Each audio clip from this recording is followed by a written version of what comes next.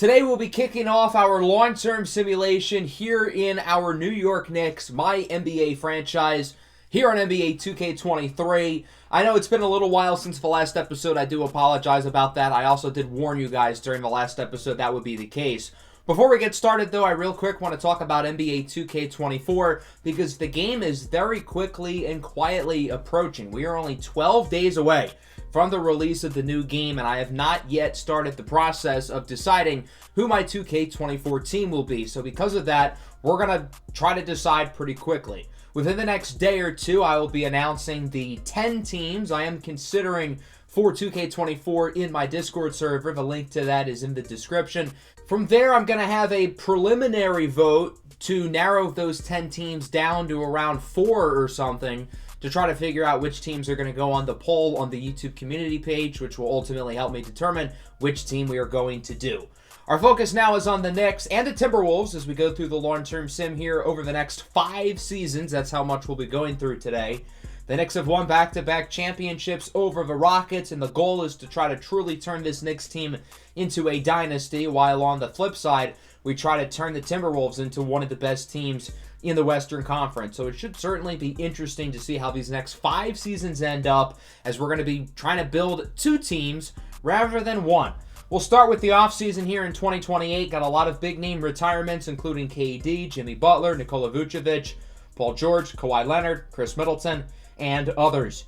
Going into the Hall of Fame, we've got KD, Kawhi, and Paul George, all very well deserved. Paul George, of course, a former Knick. If you know, you know. Kevin Durant gets his OKC Thunder jersey retired. Nothing for Kawhi or PG, which is a little bit of a surprise. Our Timberwolves and Knicks do not have any lottery picks. The Knicks do have an extra first from Miami, though. That's number 21 overall, along with their own first. The Timberwolves also have their own first as well. Keep in mind, we don't have our custom draft classes, so we're going with the ones from the game, and the top 2 prospects appear to both be generational. Paris Humphries went to the Pacers, and then LaMarcus Aldridge Jr., out of Texas, funny enough, goes to the Charlotte Hornets as the 2nd overall pick. As for the Knicks, we got Ian Busca and Alan McGuire, while Jackie Payton is drafted by Minnesota. Going into free agency, we'll start with the team and player options. We will decline Jarrett Allen's player option. I'm comfortable with Zachariah Royster becoming the full-time starting center. We have won back-to-back championships, and Jarrett Allen has played 0 NBA Finals minutes because he's been injured both seasons during the playoffs. There are a number of other notable players who are declining their player options, and we've got a number of players on both sides who are free agents. The Knicks have a lot of guys to pay, including DeCarlo, Dumbu, and Ramses. Coco Diablo is a free agent for Minnesota, as is AJ Griffin, and a couple other role players. So we're certainly going to focus on bringing back a lot of these key guys as we enter free agency in what is a loaded class. We're going to offer all of our restricted guys, but for Minnesota, I also want to look at Lonzo Ball. I think he'd be a really good fit. So Cesar DeCarlo, DJ Ramses, and Rod Khalif Dumbu are all back with the Knicks. Coco, Lonzo, and Griffin all signed with Minnesota. Now, unfortunately, I think there's some sort of glitch with the contracts. We can't sign the players who were restricted to long deals, and I don't know why, so we're going to have to only sign them for 1 year. And we don't have enough money for Lonzo Ball, so he is no longer an option. Let's take a look at the free agency results. A lot of guys returning to their former teams. Evan Mobley, though, signs with the Dallas Mavericks, a young and up-and-coming team in the Western Conference. Kyrie Irving back to Boston. That's funny. Jarrett Allen signs with the Sixers, and that's about it. Let's take a look at the player progression now, starting with the Knicks. I see a few +3s. Buddy Johnson, Zachariah Royster, and Rod Khalif Dumbu all go up 3. DJ is only a 79, though. It seems like he's kind of peaked a little bit. Coco Diablo is an 87. Thanopoulos only goes up 1. That feels like a disappointment. Skylar Fields going up 3 is pretty exciting, though, and that'll bring us to the first season of the day. Both teams are running it back for the most part. A lot of the key players on each team are back, and these rosters look quite similar to what we had last season.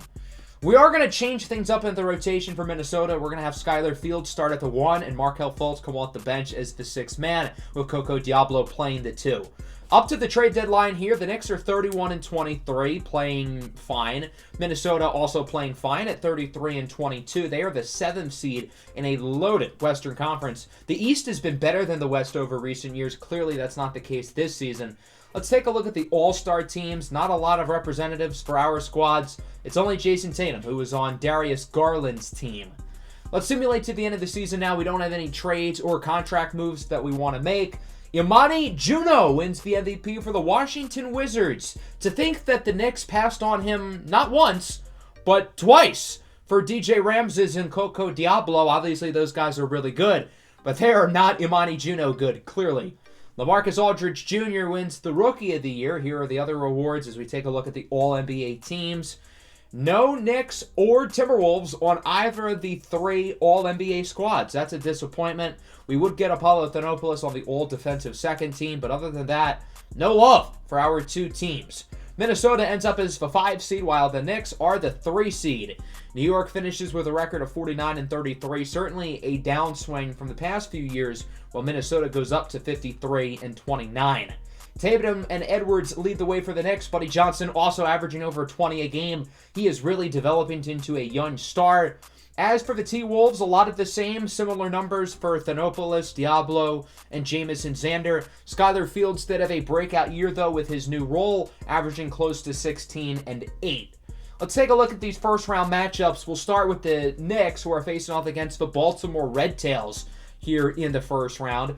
And the Red Tails have a pretty solid squad, of course, led by Seth McRobert, who they drafted highly. He has turned into an all-out star.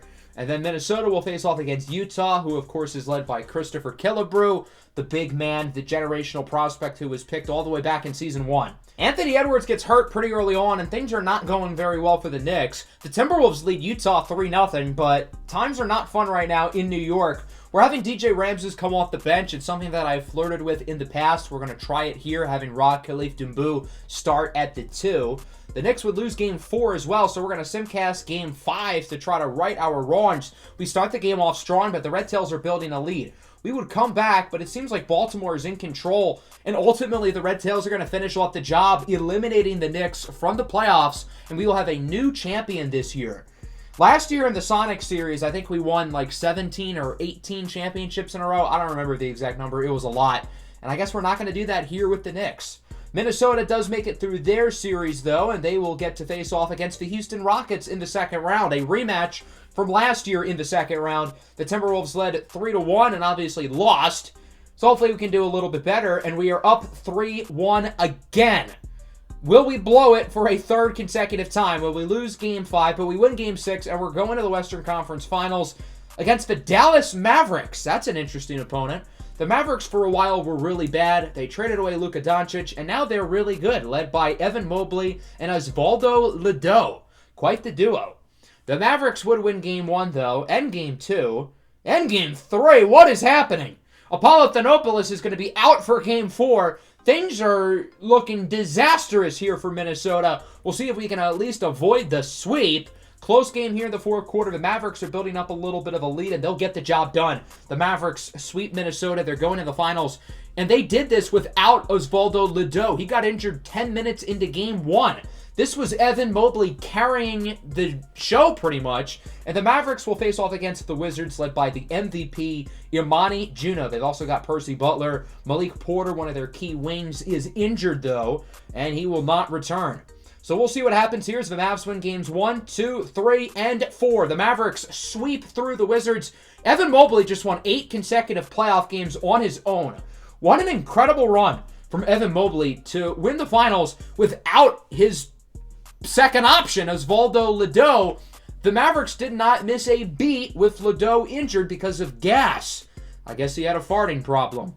Let's move into the next offseason here. We'll take a look at the retirements, which include Steph Curry, James Harden, Tobias Harris, Anthony Davis, Bradley Beal, and Damian Lillard. Curry, Harden, Davis, and Lillard, another former Knick, are all entering the Hall of Fame. Lillard, Beal, Harden, Davis, and Curry all get their numbers retired by their most prominent teams, although I feel like Anthony Davis is not going to get his number retired by New Orleans. Let's go into the lottery. Nothing for the Knicks or the Timberwolves. Both of us really just have our own picks over the next few years and not much else, so we're both going to be picking in the 20s. Forbes ends up being the number 1 pick to the Boston Celtics. He's not as good as the guys at the top last year, while the Knicks and Timberwolves held on to their pick, got a couple of role players. We're going to accept everybody here in the team option stage. Some of the notable player options that are declined include Chet Holmgren, Shaedon Sharpe, and Dyson Daniels. Free agents include Dembu, Royster, Ramses, Diablo, Skylar Fields, Splash Mayo. A lot of guys who we got to pay, and we will look to pay them. But again, the problem is with the restricted free agents, we had that glitch, and we can only sign them for 1 year. Splash Mayo, by the way, is headed to Toronto. He signs with the Raptors. So while Dembu, Diablo, and Ramses are going to get big extensions, the other guys are only back for 1 year. Let's take a look at the free agency results around the rest of the league, as there's not a ton of movement at the top. Really, everybody's just returning to their teams. Other than Chet Holmgren, who signs with the Dallas Mavericks. So Dallas wins a championship. They add Chet Holmgren, and they put him in the front court with Evan Mobley. That is really, really frightening. How are teams supposed to score inside on those guys? Malik Porter leaves Washington. He signs with the Baltimore Red Tails. Other than that, mostly chalk here in free agency. Let's take a look at the player progression stage now. We'll start with the Knicks. And the biggest mover, once again, is Buddy Johnson, who goes up 5. He is an 88 overall, truly blossoming into a superstar.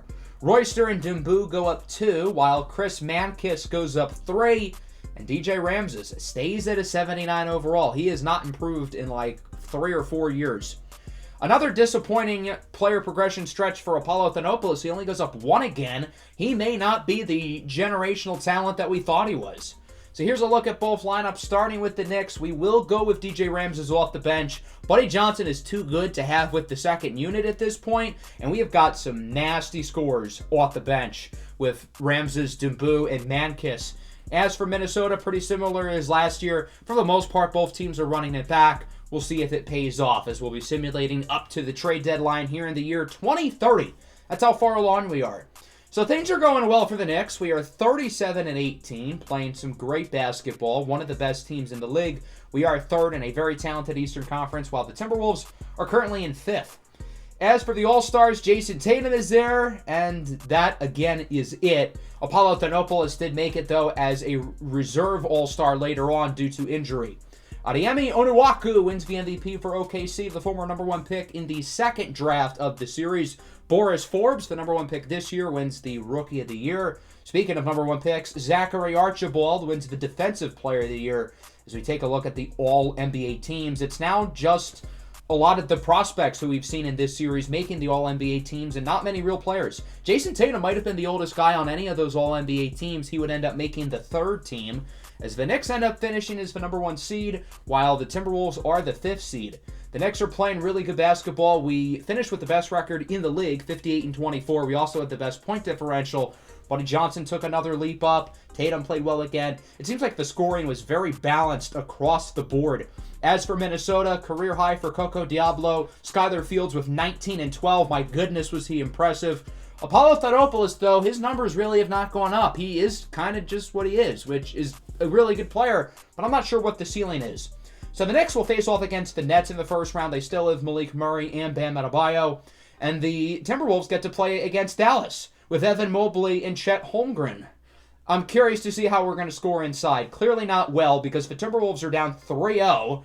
The Knicks are currently ahead 2-1 against Brooklyn. We'll simcast Game 4, and it looks like the Mavericks might sweep Minnesota again. Not so fast, though. A big fourth quarter for Minnesota to keep the series alive. Into Game 5 now. The Timberwolves are playing well again, and we are going to win it once more, this time by 29. The Timberwolves are starting to play a little bit better. We'll see if we can keep it going. The Knicks and the Nets, by the way, are tied at 2. The Knicks would win Game 5, so they now lead 3-2. We'll simcast Game 6 here. Minnesota with the lead now. Dallas is ahead. Pretty close game here in the fourth quarter, and I think we're going to hop in. The deficit is only at 3. The Timberwolves have played quite well here in the fourth quarter, so we'll see if we can pull off a comeback and keep the season alive. Not with this size mismatch. Holmgren is guarded by Coco Diablo. He'll win that battle every time, and the lead is up to 5. Screen here for Coco Diablo. He's going to drive inside with it in the corner for Jonathan Washburn. He hits the 3. Big shot for Minnesota. Now we're tied after a couple 3 throws. Wibawa misses the mid-ranger. Holmgren with the offensive board. Gundai Wibawa with it. Looking to take the lead. He posters A.J. Griffin. That was a violation. 14.8 seconds left. Here are the Timberwolves. They're going to look to tie or win it with their season on the line. Screen for Diablo. He sends it over to Griffin. Griffin back to Diablo. Minnesota looking to have the ball in Coco's hands for the tie. It's no good. And the Dallas Mavericks are moving on. Minnesota loses in the first round of the playoffs as Dallas beats the T-Wolves for a second consecutive season. I guess the Mavericks kind of own us. Certainly an unfortunate way to end the season here for the Minnesota Timberwolves. Now our focus heads back onto the Knicks, and it looks like we'll be headed to a Game 7 here in the first round, and it's going to be without Buddy Johnson. That's not good. Our number 1 seeded Knicks are in danger of getting upset here in the first round, and it looks like that is exactly what's going to happen.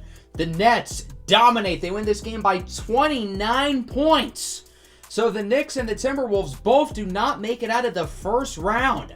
Ultimately, we will have the Magic and the Jazz in the finals. The Magic sweep through. Vasil Bergen-Ashby, Paolo Banchero, Walter Knotts, and Jalen Suggs lead the Magic to the championship over the Jazz. As we look at the retirement, it is headlined by Celtics legend Kyrie Irving, the only Hall of Famer with this group. That'll bring us into the draft lottery now. Again, nothing for either of our teams as the Kings get the number 1 pick in the draft. I feel like we need to shake these rosters up, Minnesota in particular, and we're going to look to acquire Osvaldo Ledo from the Jazz, and we would end up getting the job done, trading 2 first-round picks and AJ Griffin, along with another one of our recent draft picks. We're adding another dynamic scorer to the offense with Ledo, who was on the Jazz last year, who obviously made the finals. Other than that, nothing too eventful during the draft as we head into another period of free agency. And we've got some notable players declining their options, including Luka and Shea. We'll see if those guys return to their teams. Ches Regenworth does as well. As for the free agents, Buddy Johnson's going to need a big payday. Royster is an unrestricted free agent. Odu and Reddish are also free agents. Apollo Thanopoulos needs a big deal, as does Skylar Fields. Jaden McDaniels and Markelle Fultz are here as well. So I'm going to take on a different strategy here and try to match offers for our restricted guys just so they can sign long deals. Skylar Fields, though, signs with Dallas. That's not good because Skylar Fields is a very good player. I guess if you can't beat him, join him as he jumps ship to the rival. Obviously, acquiring Osvaldo Ledo, I think, is a bigger deal for Minnesota than losing Skylar Fields because Ledo is better, but that still is pretty unfortunate. He might have been the biggest free agent to leave, other than, I guess, Jaren Jackson. He signs with the Wizards. Ben Simmons as well is now with the Hornets, but Skylar Fields leaving Minnesota is one of the biggest moves here in this free agency class. As for player progression, another +3 for Buddy Johnson. He is a 91 overall. My goodness. Chris Mankiss is an 86. He goes up 5. We really found ourselves a late first-round gem with Chris Mankiss. And then look at Minnesota. Apollo Thanopoulos goes up 5. We've been waiting for that with him. We've got 3 88-plus players with the Timberwolves as we look at the lineup here for the Knicks. DeCarlo will stay as the starting point guard, but Chris Mankiss will see an increase in minutes with his big progression. As for the Timberwolves, Coco Diablo will return to the 1 with Osvaldo Ledo starting at the 2. I think we've got ourselves a really nice big 3 in Minnesota. And then Washburn and Xander are the perfect complements within the starting lineup. So unfortunately, Zachariah Royster dislocated his right patella. That's not good. He'll be out for the year. So we're going to try Jason Tatum at the 5, and we're going to look to add some more size by acquiring Isaiah Jackson from the Grizzlies in exchange for Terrence Guerrero in a second-round pick. I don't want to punt on this season, but Isaiah Jackson broke his leg. So I guess nobody's going to play center for the Knicks, but we are the 1 seed, and the T-Wolves are the 2 seed. Both teams are legitimately good, despite the fact that the injury bug has been mean to the Knicks. Jason Tatum is an all-star, and Buddy Johnson is as well, the first of his career. Very exciting. So let's simulate to the end of the season now. Before that, though, there are some orders of business in terms of contracts that I would like to focus on. Jason Tatum and Anthony Edwards are due for extensions. We don't have enough, though. Now, they still have another year with us, but that could be something to monitor. Zachariah Royster's season-ending injury would end. I guess it's not season-ending. He is back as we make it to the end of the year. Zachary Archibald, the former number 1 pick out of the University of Alabama, wins the MVP and the Defensive Player of the Year for the Heat, clearly showing that he was deserving of being the top pick in his draft back in Season 3. Trey Roberts wins the Coach of the Year with the Knicks. That's pretty cool. Apollo Thanopoulos, All-NBA second team. You love to see it. As for the all-defensive teams, we would get nobody. Chance Dumas' son made the all-defensive second team, though. That's pretty cool. I think he's with the Pistons now. As we take a look at the numbers on the year, Buddy Johnson leads the Knicks in scoring.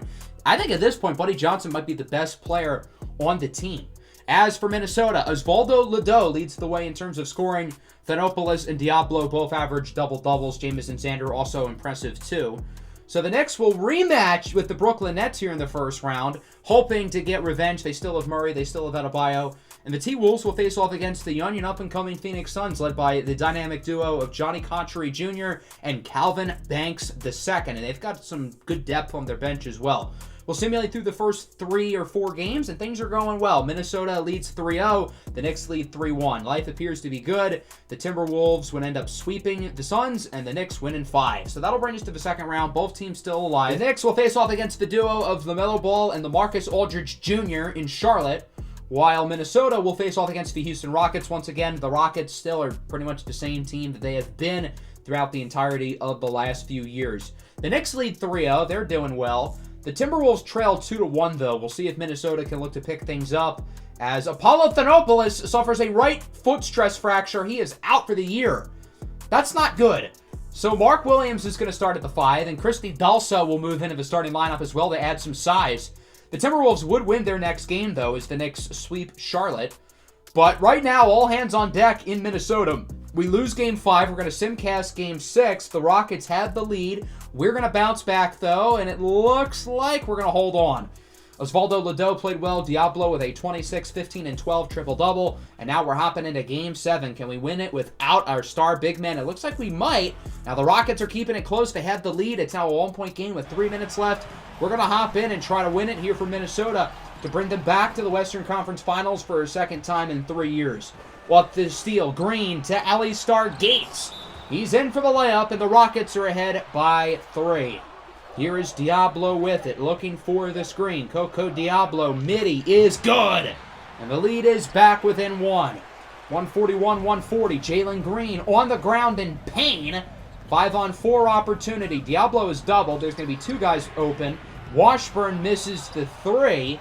But for the Rockets, the concern is obviously Jalen Green, who is injured. Both teams are now without their best players. Shot no good from Diablo. Mark Williams with the board. He should have just put it back for the lead. Instead, he passes it out. Here's Diablo inside for the lead. He misses the layup. You cannot miss that with a minute left in Game 7. On the other end, corner 3. Got it. Rashawn Garnachucky hits the 3 for the Rockets, and they are ahead by 4. Huge possession for Minnesota. It's back in the hands of Diablo, who missed the big layup. Diablo, fade away, 3 ball is good! We're back within 1. 144-143. Here's Jabari Smith, guarded by Williams. Smith inside, it is good, and the lead is up to 3. So now the question is, how long does Minnesota hold the ball? Around 12 seconds left. Here is Williams trying to take advantage of the size mismatch. He will make the layup, but the Timberwolves used up almost the entire shot clock. So here's Garnachucky at the line. He makes both 3 throws. The Knicks are out of timeouts, so they're going to have to get a 3 off pretty quick. Here's Diablo. Step back for the tie to keep the season alive. It's no good. Nice defense by Lonzo Ball, and the Rockets are moving on to the Western Conference Finals as they defeat the Knicks here in Game 7, 148-145. And Minnesota's season comes to an unfortunate close. 34 points for Ledo, double-doubles for Dalsa, Diablo, and Mark Williams. Diablo, though, really shot the ball poorly from 3, and that is ultimately what's going to cost the Timberwolves. So unfortunately, my recording for the rest of this season did not save. Now, luckily, you didn't miss anything good, because the Knicks ended up losing in the conference finals to Orlando. We still cannot beat the Magic to save our lives. They would end up losing to the Rockets in the finals. Alistar Gates, coming off the bench, wins the finals MVP. The Rockets win their 2nd championship with this core. They've made it to the finals 4 times. The Knicks, for what it's worth, took Orlando to 7, but the Magic own us. We've never beaten them in a playoff series. I think they're now 3-0. Here's a look at your retirements, headlined by a lot of big men. Joel Embiid, Rudy Gobert, Clint Capella, Domantas Sabonis. Greg Popovich finally retires at the age of 82. He's been with a bad Spurs team for the last, 15 years. Poor guy. Joel Embiid makes the Hall of Fame. He gets his number retired by the 76ers. That'll bring us into another offseason. No lottery picks once again for either team as Boston gets the first pick via the Memphis Grizzlies.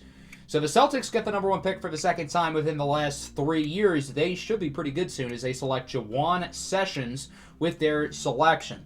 As for us, again, nothing crazy. Both teams kept their picks. And the Timberwolves drafted Drew Holiday Jr., who looks a whole lot like Drew Holiday. The facial resemblance is kind of scary. So that'll bring us into free agency. We're going to decline some of these team options. A lot of these young guys haven't really done a whole lot. Evan Mobley, Montejo Moore, Johnny Cotchery, and Darius Garland lead the way of players declining their options to enter free agency. Free agents this year include Chris Mankiss, Vidal Imani Sparks, and Isaiah Jackson, along with Isu Odu for the Knicks. As for Minnesota, Apollo Thanopoulos is back. He'll be joined by Jonathan Washburn, Jamison Zander, Mark Williams, and Christy Dalsa. So both teams have quite a few guys to make sure that they pay, as we will certainly make sure to bring all of these guys back. But we also may need to make some changes to these rosters because, well, these two teams, they're not winning enough playoff series. I tried to get Shaedon Sharpe with the Timberwolves. Unfortunately, it's not going to happen, but it was worth the effort, I guess. We would sign Thanopoulos to a big 5-year extension for $200 million. Jamison Zander is back as well. Chris Mankiss gets an offer from the Heat that we cannot afford. So we're going to have to make some trades because we cannot let him go. We'll be sending Khalif Dumbu to the Toronto Raptors for a first-round pick in Kennedy Chandler. It hurts to trade Dumbu because he's been a really good player for us, but I've been thinking about trading him anyway because we have guys who are similar to him as scorers off the bench, and now he gets his own opportunity to be one of the scoring leaders on his own team. I'm really excited for him. I don't really want Kennedy Chandler, though. I did that deal for the pick, and we're going to get 2 firsts from Detroit in exchange for Chandler. We now have enough money to re-sign Chris Mankiss, which is clutch. Christy Dalsa and Vidal Imani Sparks received identical offers. We're going to match both of them. However, the game took our rights off of Jonathan Washburn. We cannot afford him. Since we got screwed over by the game, I'm going to make sure we get Washburn back in Minnesota because, well, that's not nice, 2K. As we take a look at the free agency results, the biggest mover is Johnny Cotchery. He signs with the Sacramento Kings. Karl Anthony Towns and Devin Booker are going to team up in Cleveland. That's interesting. The Cavs did lose Darius Garland, who signs with the Phoenix Suns, replacing Johnny Cotchery in the desert. So I guess everything kind of like happens in a circle in that sense. As we look at player progression, not a whole lot of movement for the Knicks. As for Minnesota, some of these role players are regressing. Jamison Zander at 27 years old is getting quite a bit worse, along with Jaden McDaniels and Markelle Fultz. That'll bring us into the 4th season of the day. 2 more to go as we take a look at the lineups. Pretty similar for the Knicks, minus Khalif Dumbu no longer being here. I'm excited to see how he does in Toronto with the Raptors. And then here is Minnesota. I was able to make sure Jonathan Washburn came back. He is only signed for 1 year. And there are a lot of role players who the game signed because Minnesota has like no money. The Knicks are playing great ball, though. We're 42-14, despite the fact that Tatum and Edwards have missed much of the year with injuries. Buddy Johnson has really stepped up. The Timberwolves, though, are only the 6th seed, much of the same in Minnesota. We would get quite a few All-Stars this year. Apollo Thanopoulos makes it for the 3rd time in his career. Buddy Johnson is back, and he is back as a starter. That's pretty exciting. No Jason Tatum, though. He probably would have made it, but he got injured, so unfortunately, he does not.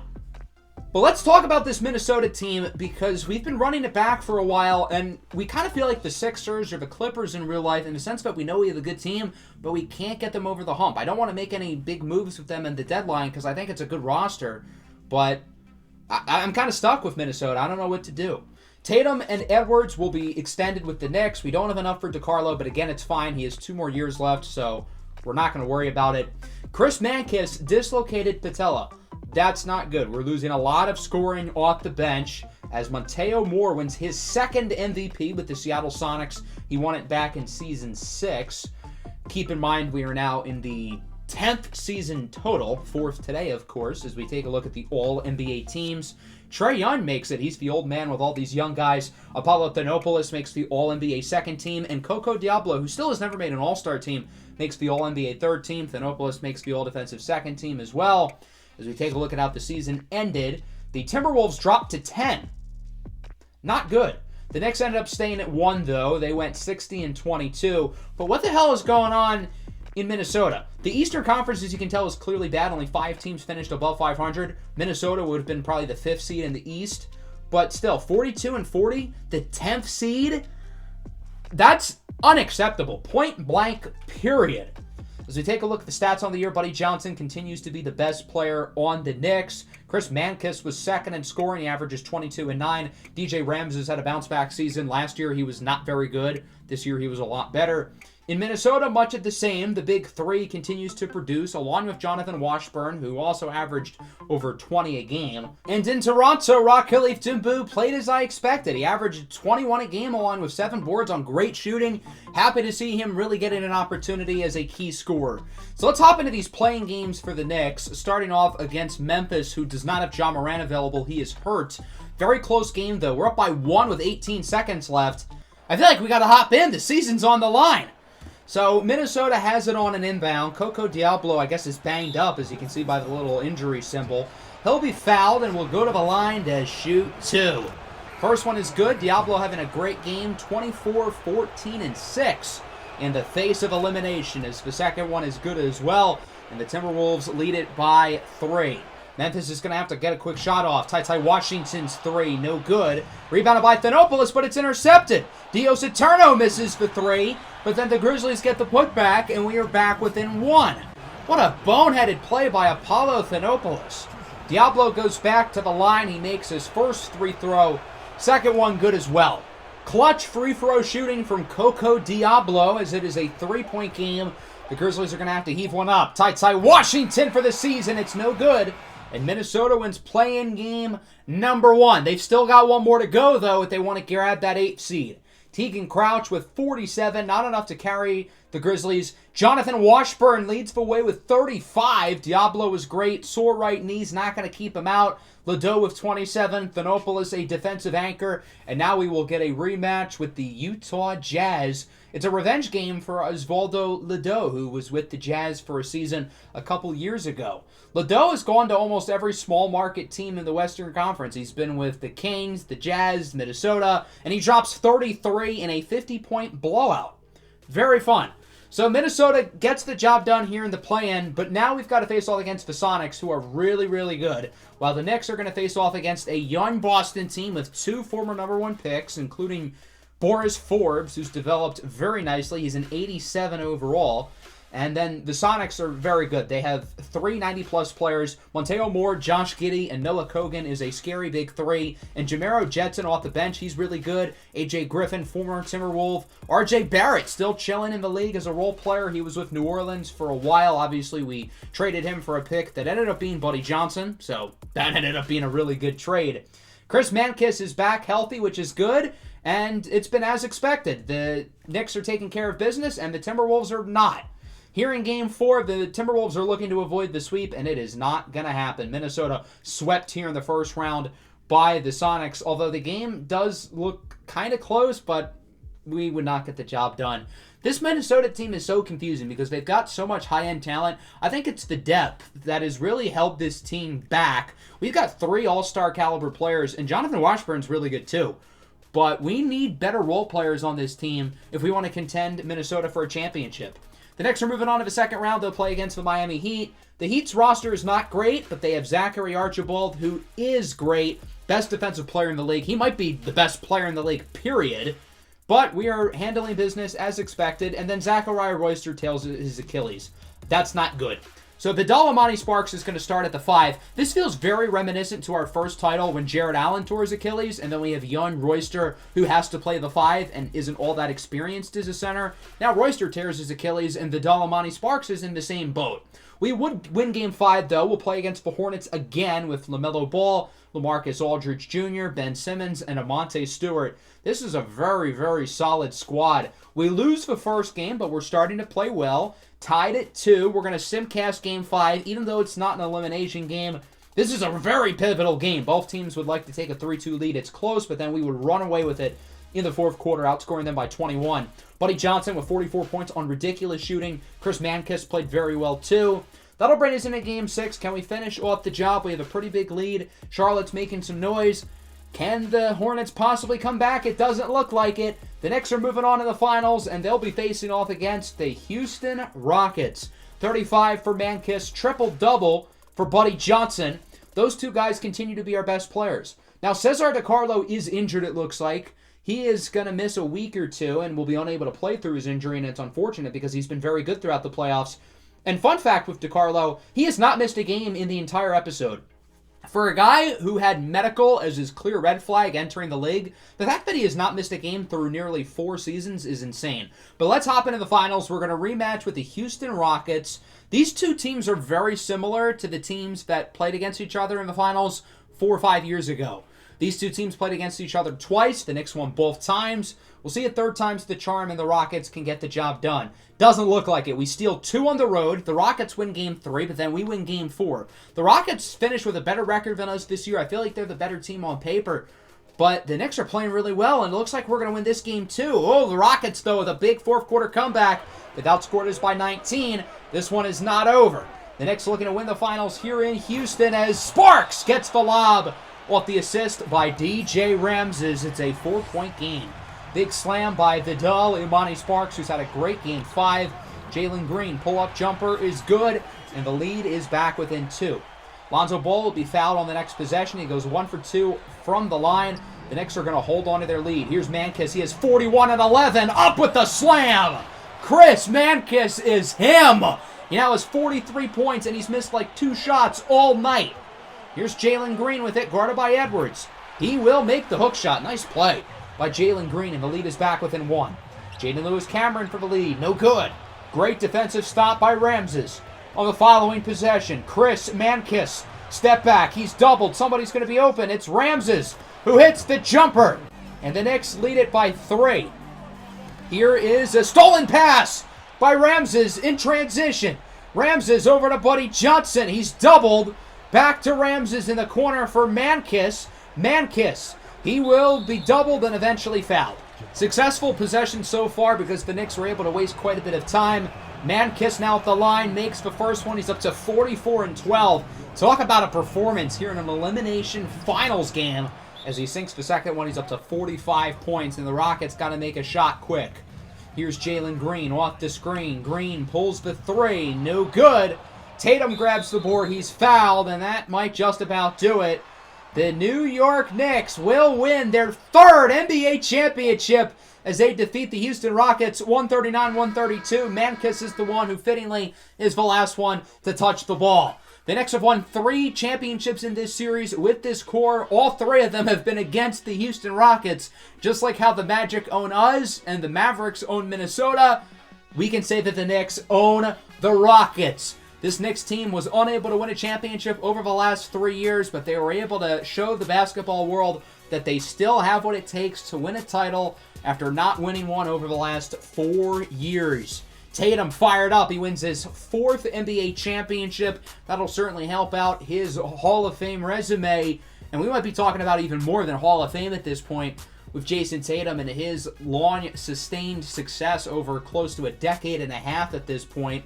As Valerie O'Brien Trophy is presented, who will get the Finals MVP? Hard to argue with Chris Mankis after the performance he had in Game 5 with 45 points and 12 assists on absurd efficiency. I'll show you his shooting numbers in particular in just a little bit. Mankis was ridiculously efficient throughout the entire series, so of course, he will win the Finals MVP. Who would have guessed? The kid drafted in the mid-20s of the first round has blossomed into an offensive superstar, and at this point might be the Knicks' 2nd best option scoring-wise behind Buddy Johnson.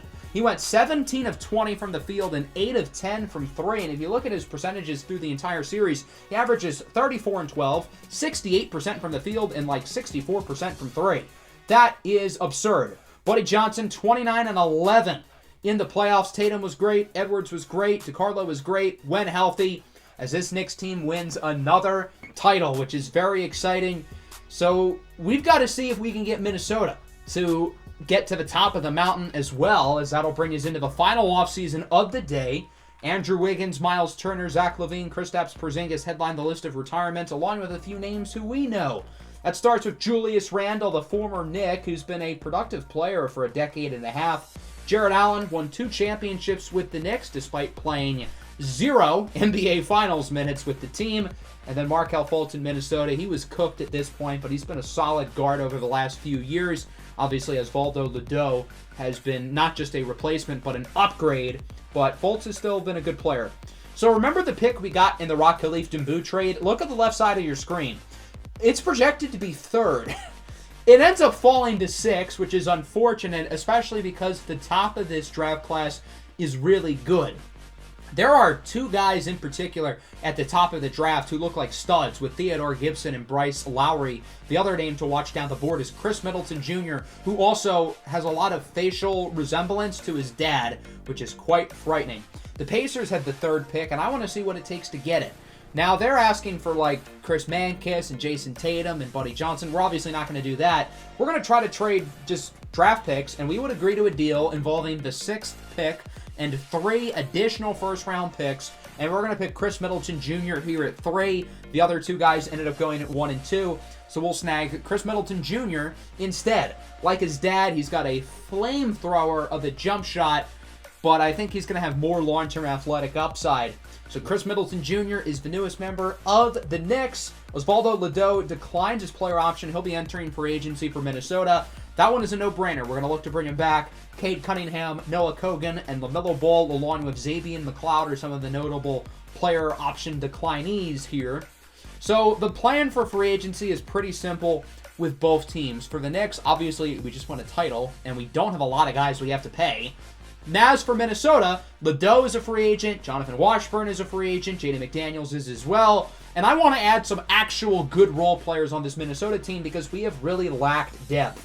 We got to start by bringing our guys back, which we will. Ledoux signs a massive extension, Washburn does as well, but now it's time to get some role players on this team. We're going to add DJ Johnson, Jared Vanderbilt, and Walker Kessler. Jaron Cinco, former high pick at the Raptors, hasn't really developed all that much, but I think he's a pretty talented player. Ramses Hussein, Enzo Valentino, and Ousmane Dieng will sign as well. As we take a look at the free agency results, Adeyemi Onuaku signs with the Atlanta Hawks. The former MVP in OKC leaves for Atlanta. The next most notable player to leave is LaMelo Ball. He would not sign anywhere, while Lonzo Ball signs with the Cavs. LaMelo most likely will sign somewhere in season. So the Knicks have quite a few guys regressing. Tatum goes down 3. DJ goes down 2, as does Cam Reddish. As for the Timberwolves, a lot of the veteran role players we signed regress, which isn't really a surprise. I mean, they are getting older. That'll happen. But the other younger guys are getting better, so that's cool. We do need to trade 2 players away from Minnesota. We signed too many role players, so we're going to trade Drew Holiday Jr. and Jared Vanderbilt for a first-rounder from the Lakers, who are probably not going to be very good. I don't know why they did that trade, but I'm not complaining. So that'll bring us into the 5th and final season of the day, season 11 of the series overall. The Knicks, for the most part, are going to run it back, although the one big difference is Chris Mankiss will be the starting point guard, and Cesar DiCarlo will come off the bench. I like having DiCarlo facilitate for the second unit, and Chris Mankiss at this point is just better than DiCarlo. As for Minnesota, we're going to have Jamison Xander more as a bench option now. Xander has actually regressed a whole lot, so he's going to get significantly less minutes. The Knicks are 36-20 at the deadline, while the Minnesota Timberwolves are playing very, very well. We're the number 1 seed at 36-19. I feel good about both teams. Minnesota, obviously, in first place. Life is good. And then for the Knicks, we have gotten hammered by injuries all year, but yet we're still the 3 seed. A lot of all-stars. Apollo Thanopoulos and Buddy Johnson are both starters. Chris Mankiss makes his first all-star game, and Anthony Edwards is there as well. Pretty cool.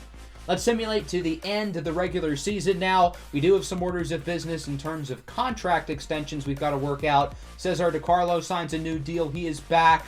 Buddy Johnson, obviously, heavy priority. He re-signs. DJ Ramses, we're going to look to bring back. He accepts as well. Coco Diablo signs an extension from Minnesota. He's not going anywhere.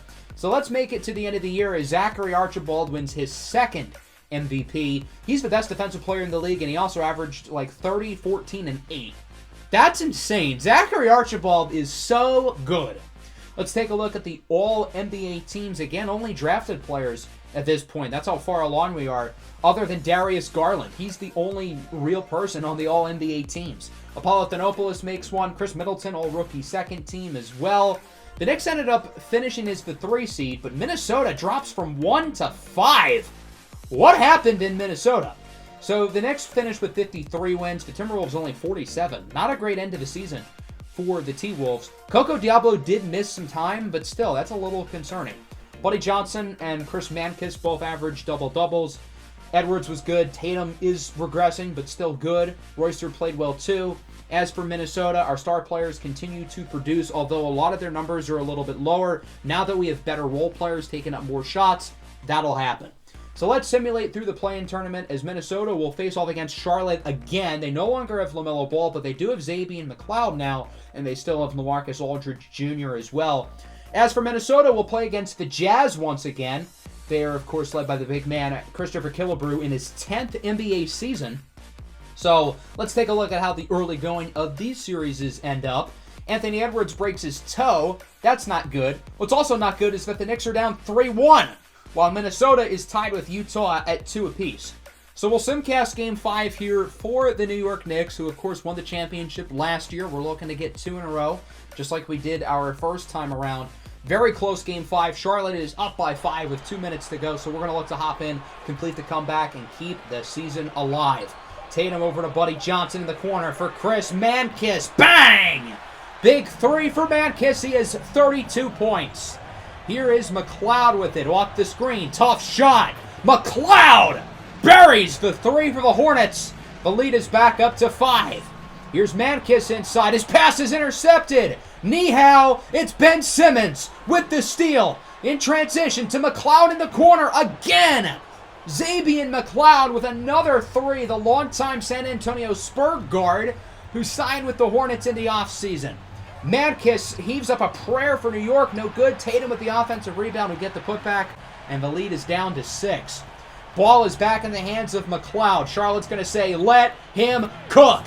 Ramses decided to give him space there so he would get rid of the ball quickly. The problem is he made the shot.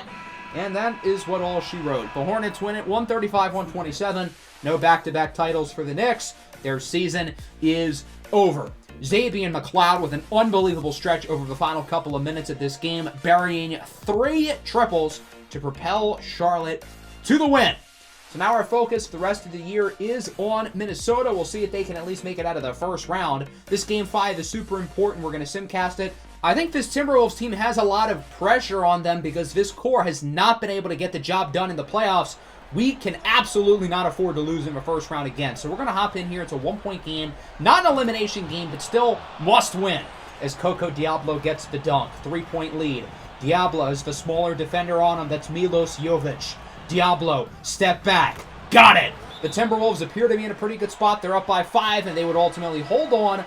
143-137, a massive win on the road for the Minnesota Timberwolves. They will take a 3-2 series lead against the Utah Jazz. Big win here for the Timberwolves, but we still got to win here in Game 6 to advance to the second round. We'll see if we can get the job done. We have the lead, although it is close. The Jazz back and forth. Utah now ahead, and we're going to hop in right now. It's a 2-point game, minute and a half left on the clock. We'll see if we can come back and get the win. Diablo, double step back for the lead. No good.